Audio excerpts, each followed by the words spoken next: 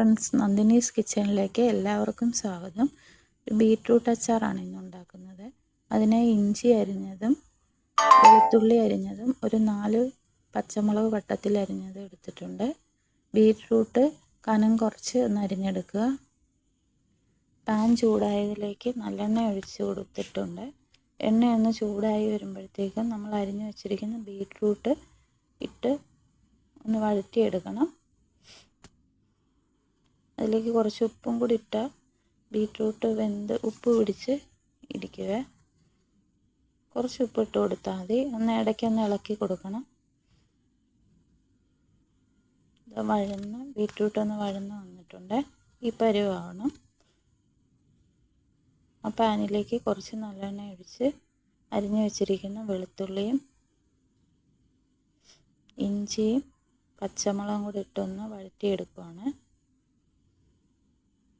അതൊന്ന് വഴണ്ട് വരുമ്പോഴത്തേക്കും നമ്മൾ കറിവേപ്പിലയും കൂടി ഇട്ട് കൊടുത്ത് എണ്ണയിലൊന്ന് മൂപ്പിച്ചെടുക്കണം.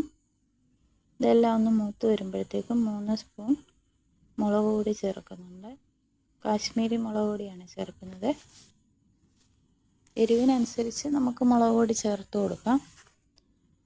ഒരു 1/4 സ്പൂൺ ഉലുവപ്പൊടി, 1/2 സ്പൂൺ മഞ്ഞൾപ്പൊടി, ഒരു 1/4 സ്പൂൺ കായപ്പൊടിയും കൂടെ ചേർത്ത് കൊടുത്ത്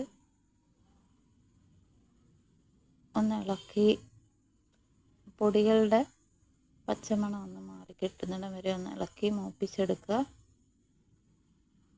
പൊടിയെല്ലാം ഒന്ന് മൂത്ത് വരുമ്പോഴത്തേക്കും നമ്മൾ കുറച്ച് വിനാഗിരി ഒഴിക്കുകയാണ്. പുളിക്ക് ആവശ്യത്തിനുള്ള വിനാഗിരി. അതെല്ലാം കൂടെ ഒന്ന് ഇളക്കി യോജിപ്പിച്ചതിലേക്ക് നമ്മൾ വഴറ്റി മാറ്റി വെച്ചിരിക്കുന്ന ബീറ്റ്റൂട്ട് ഇട്ട് കൊടുക്കുകയാണ്. എല്ലാം കൂടെ യോജിപ്പിച്ചതിന് ശേഷം നമുക്ക് ഉപ്പ്, പുളിയോ കായപ്പൊടിയോ എന്തോ കുറവുണ്ടെങ്കിൽ ഈ സമയത്ത് നമുക്ക് ചേർത്ത് കൊടുക്കാം. നമ്മുടെ റെസിപ്പി ഇഷ്ടമായാൽ ലൈക്ക് ചെയ്യുക, സബ്സ്ക്രൈബ് ചെയ്യുക.